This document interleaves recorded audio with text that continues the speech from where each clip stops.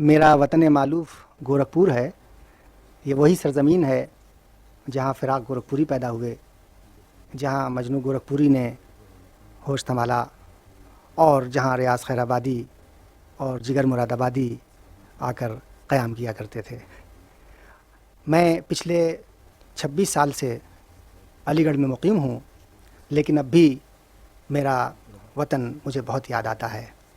اور اسی کے ساتھ ریاض خیر آبادی کا یہ شعر بھی بہت یاد آتا ہے کہ جوانی جن میں کھوئی ہیں وہ گلیاں یاد آتی ہیں، بڑی حسرت سے لب پر ذکر گورکھپور آتا ہے. گورکھپور سے میں نے ہائی اسکول کا امتحان پاس کیا، اس کے بعد میں نے وہیں سے انٹرمیڈیٹ کا امتحان پاس کیا، اور اس کے بعد 1964 میں علی گڑھ آ گیا. یہاں میں نے بی اے میں داخلہ لیا، پھر میں نے ایم اے کیا، اور وہیں سے میں نے لسانیات میں پی ایچ ڈی کی ڈگری حاصل کی. میری ادبی زندگی کا آغاز گورکھپور سے ہو چکا تھا. میں شروع میں شعر و شاعری سے بہت دلچسپی رکھتا تھا، اور اس زمانے میں گورکھپور ایک بڑا ادب پرور شہر تھا.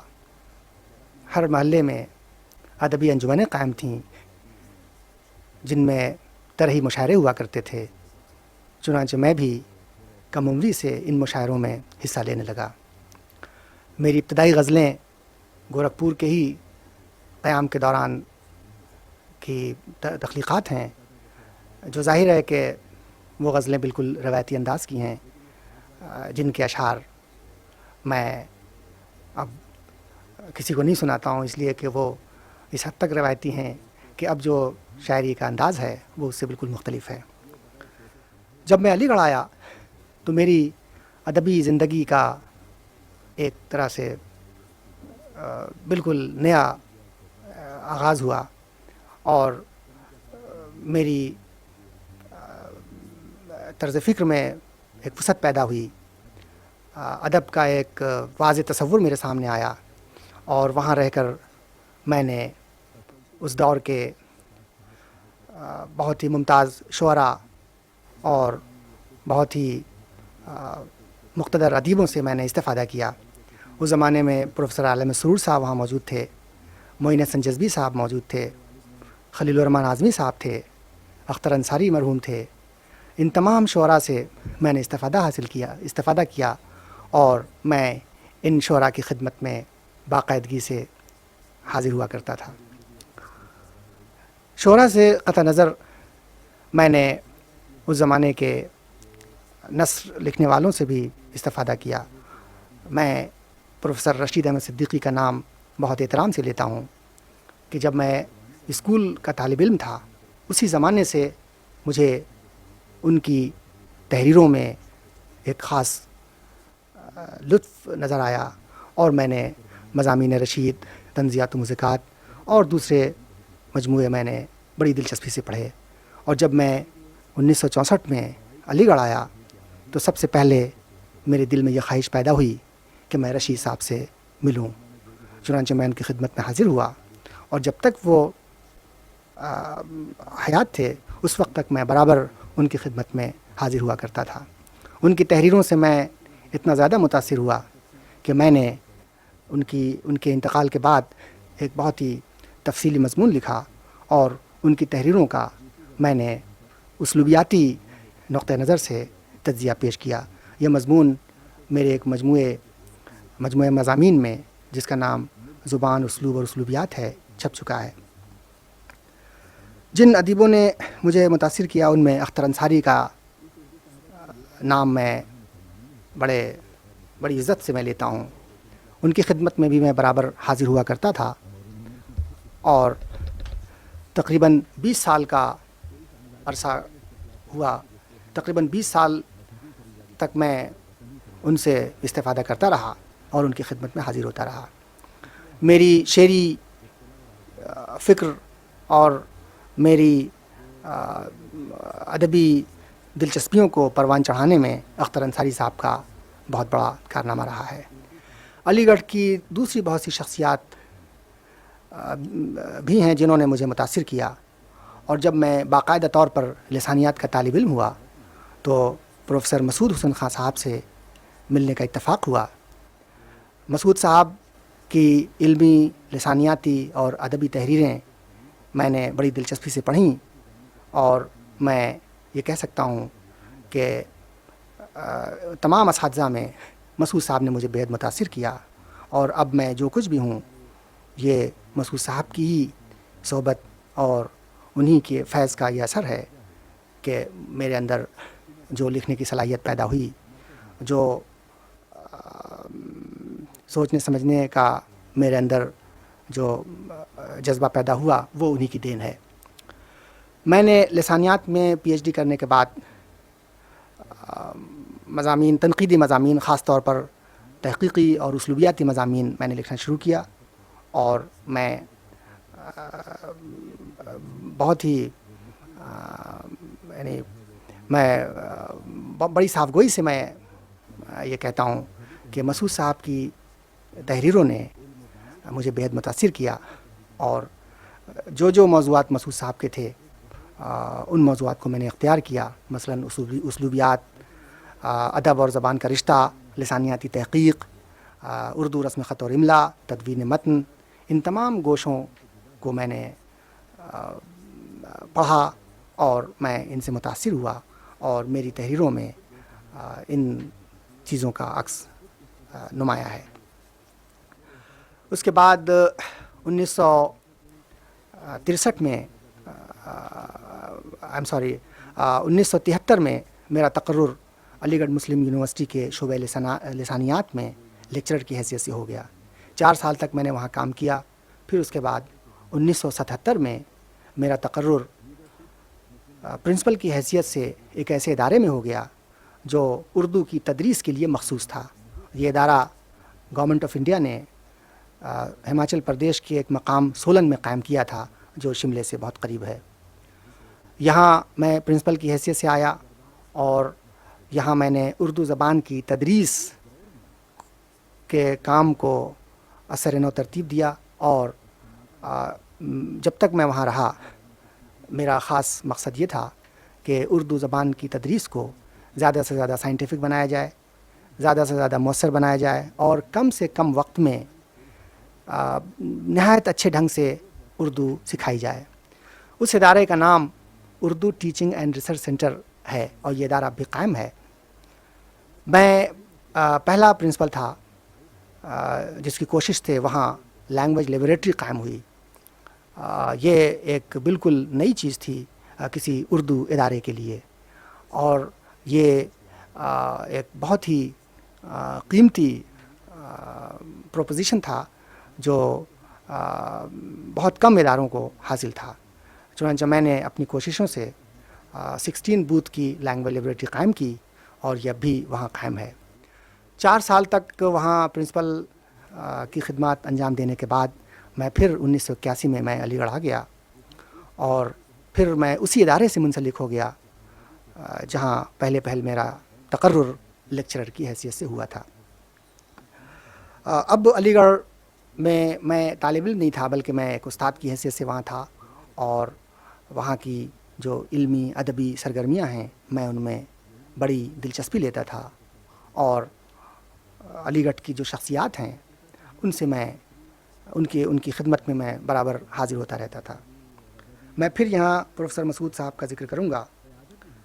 جب میں دوبارہ علی گڑھ آیا تو مسعود حسین خان صاحب اس وقت ریٹائر ہو چکے تھے، اور وہ کشمیر میں جو اقبال انسٹیٹیوٹ ہے وہاں وہ وزٹنگ پروفیسر ہو کر چلے گئے تھے۔ 1 یا 1.5 سال کے قیام کے بعد پھر وہ علی گڑھ واپس آ گئے، اور اس وقت سے لے کر اب تک میرا ان سے براہ راست تعلق ہے۔ میں ان کی خدمت میں حاضر ہوتا رہتا ہوں، اور مجھے فخر ہے کہ مجھے پروفیسر مسعود حسین خان صاحب جیسا استاد ملا۔ میں ان دنوں کئی طرح کے علمی کام کر رہا ہوں۔ میری پہلی دلچسپی تو یہ ہے کہ ادب کی فہم و تفہیم اور ادب کے تجزیے کے لیے لسانیات کا اطلاق کیا جائے۔ اب تک لسانیات کو ایک بہت خشک مضمون سمجھا جاتا تھا، لیکن مسعود صاحب کی ابتدائی تحریروں اور اس کے بعد گوپی چند نارنگ صاحب، مغنی تبسم صاحب اور دوسرے لکھنے والوں کی تحریروں سے یہ بات واضح ہو چکی ہے کہ ادب اور زبان کا بہت گہرا رشتہ ہے، اور ادب کی افہام و تفہیم، ادب کی پرکھ اور اس کے تجزیے کا کام لسانیات کی روشنی میں بھی کیا جا سکتا ہے۔ ادبی تنقید کو اگر سائنٹیفک بنانا ہے، اس کو اگر تجزیاتی اور معروضی بنانا ہے، تو بہرحال ہمیں دوسرے علوم سے مدد لینی پڑے گی، اور اردو تنقید کا دائرہ بہت وسیع ہو چکا ہے۔ اب مختلف دبستان تنقید کے سامنے آ چکے ہیں، مثلا نفسیاتی تنقید، فلسفیانہ تنقید، مارکسی تنقید، تاثراتی تنقید، جمالیاتی تنقید۔ تو اسی طرح سے اسلوبیاتی تنقید ایک بالکل نیا دبستان تنقید ہے، جس کی بنیاد اس مفروضے پر قائم ہے کہ ادب کے مطالعے کے لیے، ادب کے تجزیے کے لیے، اس کی فہم و تفہیم کے لیے ہم بہرحال لسانیات جو ایک سائنسی علم ہے اس سے ہم مدد لے سکتے ہیں۔ اس کی ایک وجہ یہ بھی ہے کہ ادب کا ذریعہ اظہار زبان ہے، اور زبان کا ہی سائنسی مطالعہ لسانیات کہلاتا ہے۔ ایک دوسری دلچسپی میری اردو رسم خط اور املا سے ہے۔ میری کوشش شروع ہی سے یہ رہی ہے کہ اردو رسم خط کو معیاری بنایا جائے، اس کو اسٹینڈرڈائز کیا جائے، اور اردو کی تدریس، اردو رسم خط کی تدریس کو آسان سے آسان تر بنایا جائے۔ چنانچہ میں نے اس سلسلے میں ایک کاوش کی ہے، میں نے ایک کتابچہ لکھا ہے، اس کا نام ہے آئیے اردو سیکھیں۔ یہ کتاب ان لوگوں کے لیے ہے جن کی مادری زبان تو اردو ہے لیکن وہ اردو لکھ پڑھ نہیں سکتے۔ اس کتاب میں نے اردو رسم خط کو سب سے پہلے صوتیاتی اور لسانیاتی بنیادوں پر سائنٹیفک بنانے کی کوشش کی ہے، اور اس کے ذریعے میں نے بہت ہی کم وقت میں اردو رسم خط سکھانے کی ایک معمولی سی کوشش کی ہے۔ یہ کتاب بہت زیادہ مقبول ہوئی، اور کئی تعلیمی اداروں میں یہ کتاب داخلی نصاب ہے۔ پھر میری دلچسپی کا ایک اور موضوع لسانیاتی تحقیق ہے۔ اب تک بہت سے محققین اردو زبان کے آغاز و ارتقاء کے بارے میں اپنے نظریات پیش کرتے رہے ہیں۔ اس سلسلے میں مغربی محققین کے کارنامے بھی سامنے آئے، اور ہندوستان اور پاکستان کے محققین کی نگارشات بھی سامنے آئیں۔ مسعود حسین خان صاحب، جن کی تحریروں سے میں بہت متاثر ہوا، انہوں نے بھی اس سلسلے میں بہت کام کیا ہے۔ آج سے 40 سال پہلے ان کی کتاب مقدمہ تاریخ زبان اردو شائع ہوئی تھی۔ اس کتاب میں انہوں نے جو نظریہ پیش کیا وہ سائنسی دلائل پر مبنی ہے، اور وہ انہوں نے جو مفروضہ پیش کیا وہ یہ ہے کہ اردو اپنے آغاز و ارتقاء کے دوران دہلی کی ایک بولی ہریانی سے بہت متاثر ہوئی، لیکن معیاری اردو کی بنیاد کھڑی بولی پر قائم ہے۔ یہ بات انہوں نے کئی لسانی شواہد اور دلائل کے ساتھ اپنی کتاب میں پیش کی ہے۔ ادھر پچھلے سال انہوں نے اپنی اس کتاب کا ایک جدید ایڈیشن پیش کیا ہے، جس میں انہوں نے اپنے اس نظریے میں تھوڑی سی ترمیم کی ہے۔ وہ یہ فرماتے ہیں کہ اردو کی ابتدا اور اس کے آغاز میں ہریانی اور کھڑی بولی دونوں کا برابر کا حصہ ہے۔ اس طرح ہریانی بولی کی اولیت جو انہوں نے اپنے یعنی 40 سال پہلے اپنے تحقیقی مقالے میں پیش کی تھی، اس کی اولیت ایک طرح سے ختم ہو گئی ہے، اور ہریانی بولی اب کھڑی بولی کے ساتھ شریک ہے، برابر کی شریک ہے۔ ایک میری دلچسپی کا ایک اور موضوع تدریس زبان ہے، یعنی زبان کی تدریس میں لسانیات کا اطلاق۔ ایک تو رسم خط کی تدریس ہے اور ایک دوسری زبان کی تدریس۔ زبان کی تدریس سے میری مراد صرف رسم خط سکھانا نہیں، بلکہ ایسے لوگوں کو زبان سکھانا جن کی مادری زبان اردو نہیں ہے۔ ہندوستان ایک بہت بڑا ملک ہے، اور اب اردو ایک ایسی زبان بن گئی ہے جو نہ صرف یہ کہ ہند و پاک میں بلکہ دوسرے عرب ممالک میں اور یورپ کے بہت سے ممالک میں بھی سکھائی جاتی ہے۔ تو یہ گویا کہ دو پہلو ہیں اردو کی تدریس کے، ایک تو کوگنیٹ ٹیچنگ اور ایک naan cognate teaching. Cognate teaching میں یہ ہوتا ہے کہ ہم اردو ان لوگوں کو سکھاتے ہیں جو اردو سے ملتی جلتی زبانیں بولتے ہیں۔ مثلا اگر کسی شخص کی زبان ہندی ہے تو بنیادی طور پر بول چال کی سطح پر اردو اور ہندی میں نمایاں فرق نہیں ہوگا، صرف رسم خط سکھانے کا مسئلہ ہوگا. لیکن اگر کسی شخص کی زبان فرانسیسی یا روسی ہے، یا کوئی جرمن بولتا ہے، یا کوئی ڈراویڈی خاندان کی زبان بولتا ہے، تو اردو سیکھنا اس کے لیے ذرا مشکل کام ہے. یہ نان کوگنیٹ ٹیچنگ کہلائے گی. اس میں یہ ہوتا ہے کہ ایک طرف تو ہم زبان کی آوازیں، الفاظ، فقرے، جملے اور ان کے معنی سکھاتے ہیں، اور دوسری طرف رسم خط کی تدریس بھی جاری رہتی ہے. تو یہ گویا کہ دوہرا کام ہوتا ہے. یعنی ایک طرف تو زبان سکھانا، بولنا سکھانا، اور دوسری طرف لکھنا پڑھنا سکھانا. سولن میں اپنے قیام کے دوران میں نے اس امر کی طرف بھی توجہ کی تھی، اور میں نے ایک ایسا طریقہ ایجاد کیا تھا جس سے کم وقت میں انٹینسو ٹریننگ اردو کی تدریس کی دی جا سکے. زبان جب بھی ہم کوئی نئی زبان کسی کو سکھاتے ہیں تو اس کی 4 سطحیں ہوتی ہیں: comprehension, speaking, reading and writing. یعنی سمجھنا، بولنا، لکھنا اور پڑھنا. یہ چیزیں بتدریج سکھائی جاتی ہیں. تو سب سے پہلے لینگویج لیبوریٹری کے ذریعے ایسے اسباق ترتیب دیے جاتے ہیں جن میں فونیٹک ڈرلز وغیرہ کو خاص اہمیت ہوتی ہے. الفاظوں کے ذریعے آوازوں کی مشق کرائی جاتی ہے. پھر اس کے بعد دھیرے دھیرے الفاظ سکھائے جاتے ہیں، پھر فقرے اور جملے. میں سولن میں 4 سال تک پرنسپل رہا. اس کے بعد میں علی گڑھ آ گیا، اور اس وقت سے اب تک میں تدریس کے علاوہ علمی اور ادبی کاموں میں مصروف ہوں. پچھلے دنوں میں نے نظر مسعود کے نام سے ایک کتاب ترتیب دی ہے جو پریس میں ہے، اور انشاءاللہ میرے یہاں سے جاتے ہی وہ کتاب شائع ہو جائے گی. اسی طرح کراچی آنے سے قبل میں نے پنڈت برج موہن دتاتریہ کیفی پر ایک کتاب لکھی ہے. یہ کتاب ساہتیہ اکیڈمی نئی دہلی سے شائع ہوگی. اور اس کے علاوہ 2 کتابیں اور بھی زیر ترتیب ہیں. ایک کتاب کا نام ہے لسانی تناظر، اور دوسری کتاب کا نام ہے مطالعہ اسلوب. یہ دونوں کتابیں بھی انشاءاللہ اس سال کے آخر تک شائع ہو جائیں گی. اس طرح میں سمجھتا ہوں کہ یہ اہم کارنامہ ہوگا، اور علمی دنیا ان تمام چیزوں سے روشناس ہوگی. میں یہاں کراچی حاضر ہوا. میرا مقصد یہ تھا کہ عزیزوں اور رشتہ داروں سے ملنے کے علاوہ یہاں کے ادیبوں اور شاعروں سے بھی ملوں، اور مجھے خوشی ہے کہ میں اپنے مقصد میں کامیاب ہوا. مجھے مشفق خواجہ جیسے دوست مل گئے، اور میں نے ان کی صحبت سے فائدہ اٹھایا، اور میں یہاں کی ادبی اور علمی تقاریب میں نے شرکت کی، اور میں یہاں کی علمی اور ادبی شخصیتوں سے بہت زیادہ فیض یاب ہوا. اسی سلسلے کی ایک کڑی یہ بھی ہے کہ میں آج محترم لطف اللہ خان صاحب کے دولت خانے پر میں حاضر ہوا ہوں، اور اسے میں ایک بہت بڑا اعزاز سمجھتا ہوں. یہ میری خوش نصیبی ہے کہ میں آج یہاں بیٹھ کر اپنی آواز ٹیپ کرا رہا ہوں. ایسے مواقع بہت کم لوگوں کو میسر آتے ہیں، اور آج کا دن میری زندگی کا ایک یادگار دن بن جائے گا.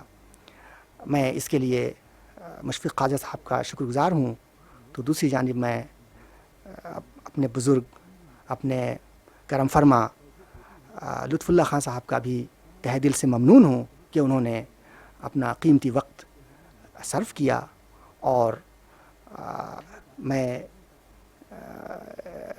یعنی ایسے وقت میں حاضر ہوا بغیر اطلاع دیے ہوئے، اور یہ ان کی کرم فرمائی ہے کہ انہوں نے مجھے اپنا قیمتی وقت دیا. اور میں اس وقت آج یعنی 30 جون کو یہاں بیٹھ کر لطف اللہ صاحب کے دولت خانے پر بیٹھ کر میں اپنی آواز ٹیپ کرا رہا ہوں، اور میں سمجھتا ہوں کہ یہ ایک بہت بڑی یادگار چیز بن جائے گی.